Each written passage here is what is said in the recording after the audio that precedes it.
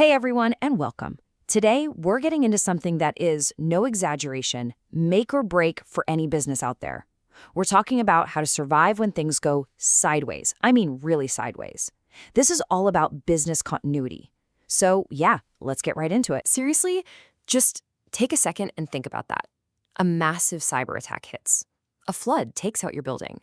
Your main supplier just disappears overnight. Could you keep going? The hard truth is, it's not a question of if something like this will happen. It's a question of when. And for way too many businesses, the honest answer to would we survive is probably not.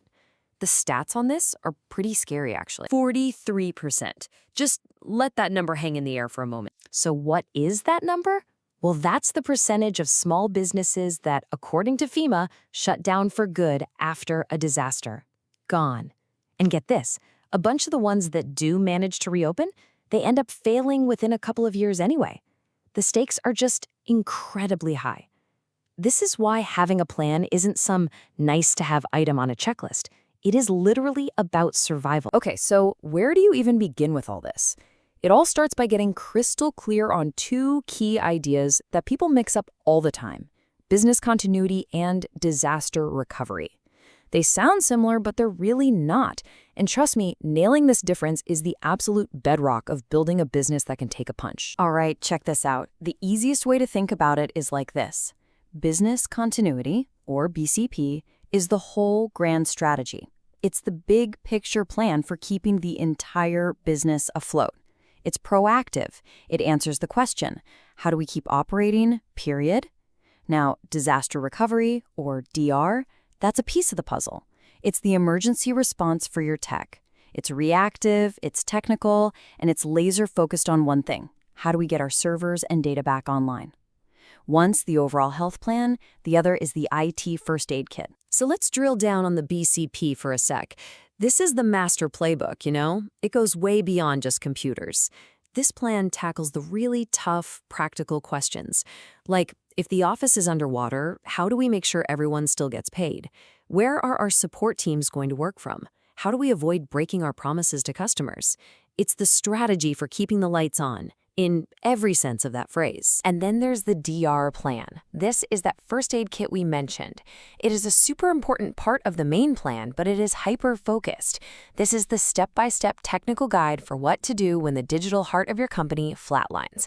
It is all about one thing: getting your tech, your servers, your networks, your data back up and running. A DR plan by itself isn't enough to save the business, but let's be clear, you have zero chance of saving the business without it. Okay.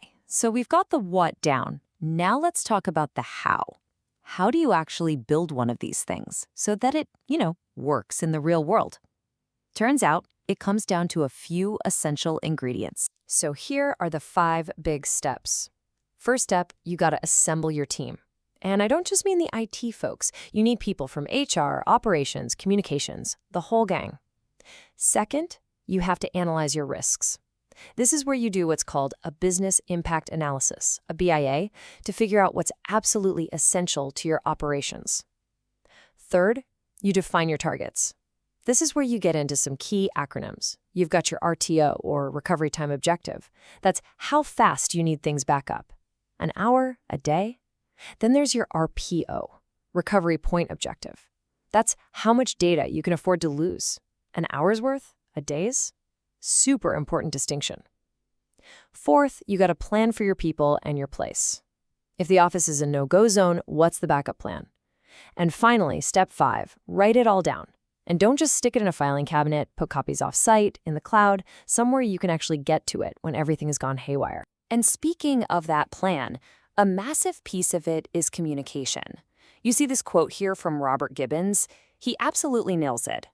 Keeping your customers updated isn't just, being polite. It's a fundamental part of managing the whole crisis.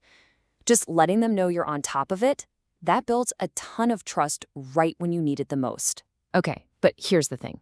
You can write the most brilliant, detailed, perfect-looking plan on the planet, but if it just sits in a binder on a shelf, it's completely worthless.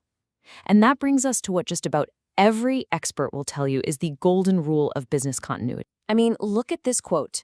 It's blunt, but it is 100% true. If you're not testing, you don't have one. An untested plan isn't a plan. It's a wish, it's a theory, and a full-blown crisis is the absolute worst time to find out your theory has a bunch of holes in it. The takeaway here is simple but powerful. You have got to test your plan over and over again. And this is exactly why. Testing is where the rubber meets the road. A test is what tells you that your backup hardware quietly died 6 months ago and no one noticed.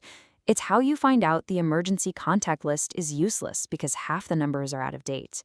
It's how you find all the messy, real-world flaws in a plan that looked perfect on paper. But get ready for this. A survey of IT admins found that a whopping 36% of companies never test their disaster recovery plan. Never. And another 24% do it less than once a year. So you add that up, and you've got a majority of businesses that are basically just crossing their fingers and flying blind, hoping for the best. That is a huge gamble. And that's why we really need to change how we think about these tests. This quote here from Dave Loring is so important. He says, failing a test isn't bad. It's actually great. Think about it. It is a golden opportunity to find a problem while the stakes are low. It's so much better to find these things during a drill than in the middle of a real-deal crisis. All right, so let's bring it all home. Why go through all this trouble? What's the big takeaway?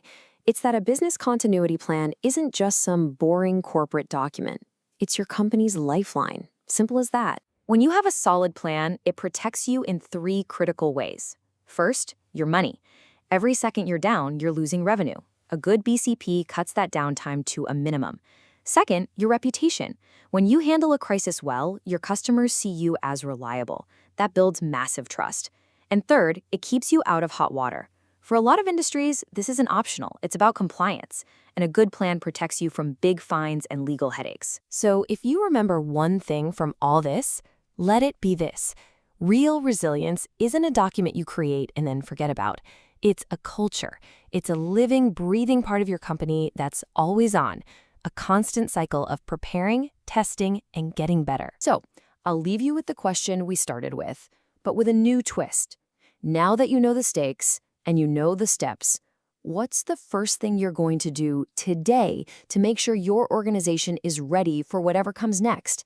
How are you going to make sure you don't become part of that 43%? Thanks for watching.